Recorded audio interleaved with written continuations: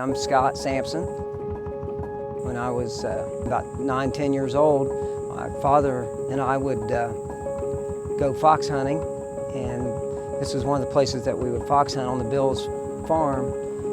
They did farming, they did packing houses, and they fed people all over the country. It was really a big spot. So I assumed that this property was always going to be in the family, so we'd be up there at nighttime, listening to the dogs chase the foxes. That's all they did. We didn't hunt anything. We just listened to them, and we'd have a picnic, and I'd eat everything. He'd stop at the grocery store and let me get whatever I wanted to eat. So I'd eat all the snacks, and I'd sit back and probably fall asleep. And we'd stay out till 1 or 2 o'clock in the morning, listen to the dogs. So we'd come up here, and this is one of the places, and they had cow fields, a lot of pasture on the side of these hills, and we'd sit there, and sometimes the cows would come up at night and nudge around and be nosy and wondering what we were doing.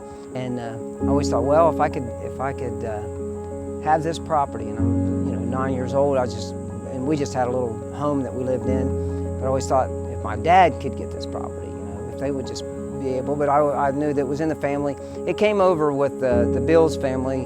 This is like some of the original settlers, their lineage. So it was all inherited, and I always thought, couldn't we inherit something like that?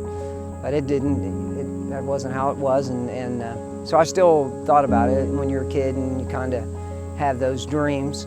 So my wife and I go through the years. My wife and I, we get married, and we're starting to look for we want to build a house.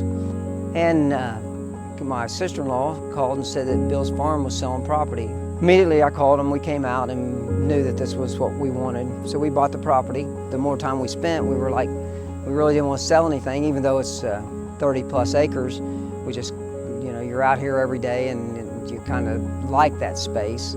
So we just kept it, and they raised strawberries. They had a strawberry patch, and the wife and I went down there and talked to the local people, and they said, "Oh, you're the couple that bought Heaven's Knob." And we said, "What's that?" And they said, "That's that hill right there. That's what we call this, is Heaven's Knob." So it was really close to our heart at that point.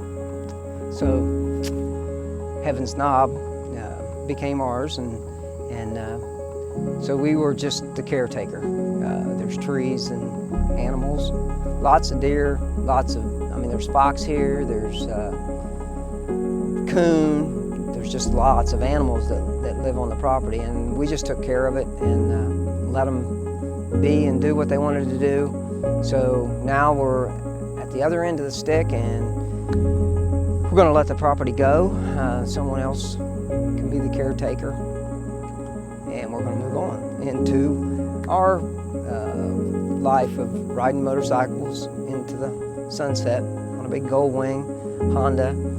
That's what we do. My sister lives in Tennessee, and she lives up on the side of a mountain and a lake, and we're going to live with them part-time and be back here in Ohio part-time. So it's a pretty emotional thing to let it go, but it's the time that it goes to someone, and whoever this is it's very special, and I know you'll be very happy. This will be a place you can build. You got the view, you can look out into the fields, and it's just everything about it is so wonderful.